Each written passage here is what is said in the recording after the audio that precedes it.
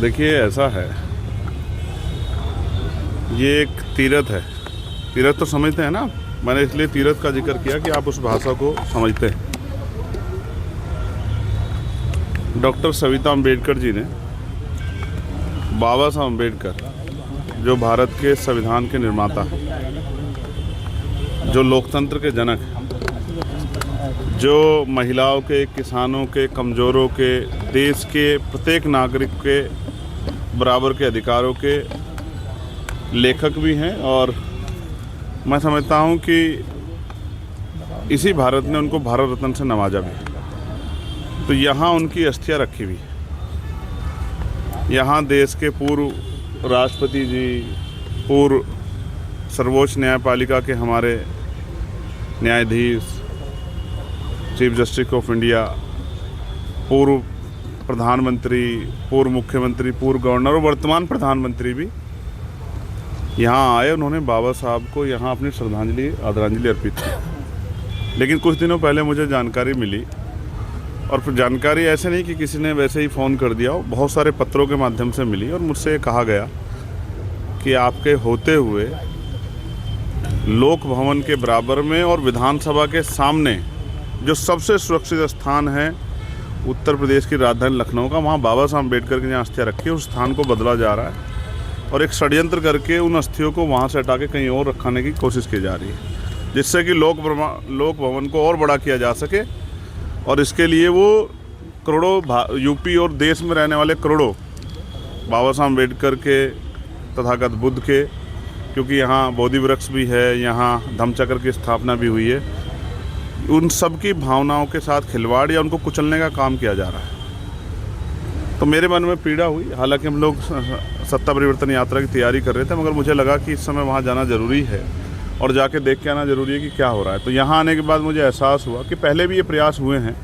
जब बोधि वृक्ष को जो है हटाने का प्रयास किया, उसका चबूतरा तोड़ा गया, तब अनिकेत जी और हमारे साथियों ने यहाँ एक बड़ा मजबूत प्रोटेस्ट करके उसको रुकवाया, और अब फिर पुनः ये प्रयास किया जा रहा है। शायद उनको लगता है कि अब ये इतना बड़ा प्रोटेस्ट नहीं कर पाएंगे या इसको रोक नहीं पाएंगे। मैं बस ये कहना चाहता हूँ कि ना हम प्रोटेस्ट करना चाहते, ना ही हम कोई और आंदोलन या उस तरह की जो है रूपरेखा में जाना चाहते, लेकिन सरकार ये गलतफहमी ना करे, रखे अपने मन में कि वो इसको हमसे छीन लेगी या इसका यहाँ से परिवर्तन करने के नाम पे कहीं और उजाड़ देगी यहाँ से। तो ऐसा नहीं होगा, किसी कीमत पे हम लोग अम्बेडकरवादी लोग ऐसा नहीं होने देंगे। ये बात बताने के लिए यहाँ मैं उपस्थित हूँ, और मैं ये बात डंके की चोट पे कह रहा हूँ कि अगर हमारी भावनाओं का सम्मान नहीं हुआ, जैसे मुझसे कहा गया कि सरकार की वजह कि हमने एक स्मारक बनाया है, तो वहाँ हम लोग इसको शिफ्ट करना चाहते हैं। तो जैसे अयोध्या में राम जी का मंदिर जो है, अब तो उसका बड़ा शिलान्यास हो गया है, तो उत्तर प्रदेश में जितने धार्मिक स्थल हैं, क्या आप उनके धार्मिक स्थलों में जो ऐतिहासिक जो है आवश्यक वस्तुएं हैं, मूर्तियां हैं, सामग्रियां, क्या आप उनको वहाँ उस राम मंदिर में ट्रांसफ़र करके पूरे प्रदेश को इस तरह से कर सकते हैं क्या कि भाई कहीं और जाने की जरूरत, सब अयोध्या जाके जो है नतमस्तक हो जाओ? कई अलग अलग राज्यों में, जैसे बनारस है, जैसे प्रयागराज है, तो ये सब जगह एक जगह कर सकते हैं क्या आप? तो ये पुराना स्थापित है, हमारा प्यार, हमारी भावनाएं, हमारा समर्पण, हमारा विश्वास यहाँ से जुड़ा हुआ है। इसके साथ अगर सरकार छेड़खानी करेंगे तो हमें मजबूरी में दूसरे काम छोड़ के राजनीतिक आंदोलन को खड़ा करना पड़ेगा पूरे उत्तर प्रदेश। और जब ये अभी भी ये सत्ता परिवर्तन यात्रा जब निकलेगी, तो मैं घर घर जाकर लोगों को बताऊंगा कि सरकार हमारे महापुरुषों के सम्मान से किस तरह खिलवाड़ कर रही है और हमारी भावनाओं किस तरह कुचलने का काम कर रही है। मैं छोड़ूंगा नहीं सरकार को इतनी आसानी से कि सरकार ये सोच बैठे कि वो कुछ भी करेंगे और हम लोग चुपचाप बैठे देखते रहेंगे। ऐसा नहीं। मैं गली गली, मैं और हमारे साथी सत्ता परिवर्तन यात्रा के जरिए घर घर जाके बताएंगे कि सरकार किस तरह के प्रयास कर रही है, और सरकार की एक ईंट छू के देखे। मैं आज यहाँ संकल्प करके कहता हूँ कि सरकार को फिर इसका खामियाजा भुगतना पड़ेगा। हम इतना बड़ा मजबूत आंदोलन करेंगे, संवैधानिक आंदोलन। 2 अप्रैल याद है आप लोगों को? हम बाबा साहब को मानने वाले, फूले, साहू, पेरियार को मानने वाले लोग हैं, मान्यवर दीना भाना वाल्मीकि, मान्यवर काशीराम जी को मानने वाले लोग हैं, महामना रामसु वर्मा जी को मानने वाले लोग, और ये लाखन पासी जी की धरती है।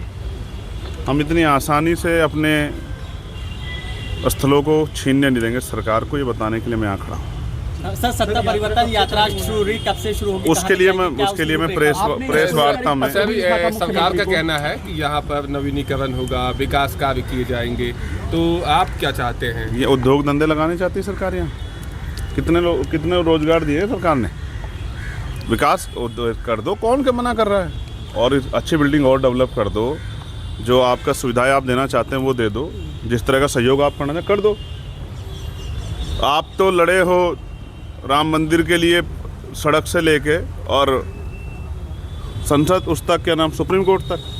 संसद हो, सड़क हो, सुप्रीम कोर्ट, और आप हमसे कह रहे हैं कि हम विकास के नाम पे आपसे छीन लेंगे। कैसे छीन लेंगे? ऐसे आपकी आस्था और हमारी आस्था कुछ नहीं।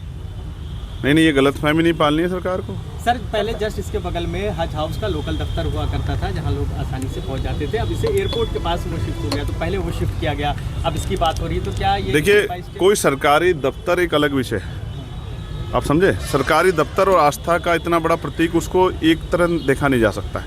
मैंने आपसे उदाहरण दिया ना कि जैसे राम मंदिर के लिए, जबकि सुप्रीम कोर्ट ने कहा कि बाबरी मस्जिद को तोड़ा गया, लेकिन फिर भी उन्होंने इतने लोगों की आस्था का सम्मान करते हुए क्या कहा कि भाई हम जो हैं वहीं बना रहे हैं, और बन भी गया, शिलान्यास भी हो गया। तो मैं पूछना चाहता हूँ, पूरे उत्तर प्रदेश में जो धार्मिक स्थल है उनकी इस तमाम मूर्तियों को ले जाके वहाँ रख के ये कहा जा सकता है कि भाई सब कुछ हमने एक जगह सर्जित कर दिया? नहीं, हर चीज़ की अपनी एक महत्ता है, हर जगह की अपनी एक महत्ता, हर व्यक्ति की अपनी एक महत्ता है, और हर जो है तारीखों की अपनी एक महत्ता है।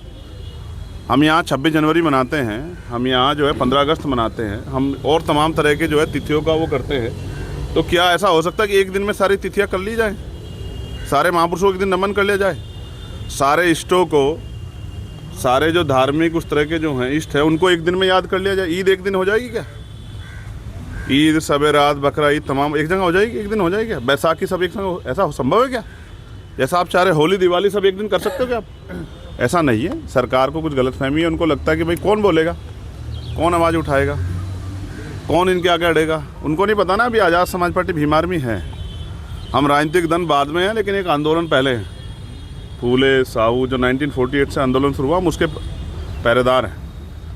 हम मर तो सकते हैं लेकिन झुक नहीं सकते। मैं सरकार को बताना चाहता हूँ, बड़ी तादाद में छात्र प्रदर्शन कर रहे हैं। इन सब चीज़ों पे मैं प्रेस कॉन्फ्रेंस में बात करूँ। 10% महंगी हुई है। हाँ बिल्कुल, मैं प्रेस जब प्रेस वार्ता में सब चीज़। बाबा साहब अम्बेडकर का नाम लेते हैं, लेकिन इस मामले पर बिल्कुल चुप हैं, क्या कहेंगे? अब ठीक है, ये तो आप लोग और समाज देख ही रहा है। मलिहाबाद में महाराजा कंसपासी के किले को लेकर विवाद चल रहा है सर, उस पर मैं फिर आपसे कहूँगा, ये सारे विवादों का जड़ वही है कि जो 1948 से पहले, या समझिए कि 1950 से पहले जो स्थल जिस शक्ल में था उसी में रहने दिया जाए। लेकिन कहाँ मान रही है यहाँ? तो इस कानून होने के बाद कहाँ मान रही है? जिनकी सत्ता वो कहाँ मान रहे हैं? वो तो सबको उखाड़ के अपना साबित करना चाहते हैं। हो सकता है कल इस पर भी वो कह दे कि कोई यहाँ से कोई मूर्ति अर्जित करके कि ये तो था ही, ये जगह है ही नहीं, तो कुछ और है।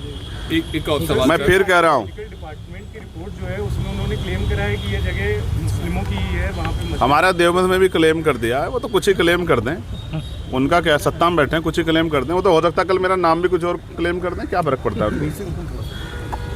मैं फिर कह रहा हूँ, पढ़े लिखे लोग हैं, चीज़ों को समझते हैं। हम दूरदृष्टि रखते हैं कि भाई ये इसके पीछे का लॉजिक क्या है। उनको इनकी छाती पे है ये असेंबली की, हमारी जो असेंबली है, हालांकि मैं इसका हाउस का अभी तक हिस्सा नहीं बना, मैंने देश की संसद का हिस्सा तो मैं बन गया हूँ, लेकिन ये जो असेंबली है उत्तर प्रदेश की लखनऊ में विधानसभा, इसका हिस्सा मैं नहीं बना, लेकिन इसके सामने है ये। तो मुझे ऐसा लगता है कुछ लोगों को ये चुभ रहा है।